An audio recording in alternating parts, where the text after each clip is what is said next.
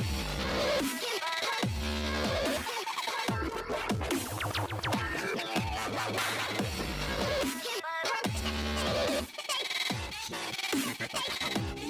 warahmatullahi wabarakatuh. Jumpa lagi bersama saya. Di video kali ini saya akan membahas update terbaru dari aplikasi FM WhatsApp versi 9.98. Jika teman-teman ingin melihat katalog updatean versi 9.98, teman-teman cukup pergi ke menu pengaturan, lalu masuk ke menu pembaruan.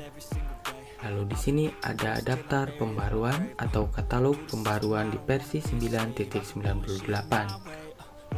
Ini dia katalog atau updatean terbaru dari aplikasi FM WhatsApp versi 9.98. Di updatean kali ini dari aplikasi FM WhatsApp versi 9.98 hanya ada perbaikan, yaitu dua perbaikan di updatean 9.98. Jadi di updatean kali ini tidak ada fitur terbaru untuk versi 9.98 dari aplikasi FM WhatsApp. Jika teman-teman setelah update masih menemukan masalah atau bug di aplikasi FM WhatsApp versi 9.98, tulis saja di kolom komentar, biar kami yang menyampaikan ke pihak developer. Saya Sunanta Wijaya, sampai jumpa di konten saya selanjutnya. Wassalamualaikum warahmatullahi wabarakatuh.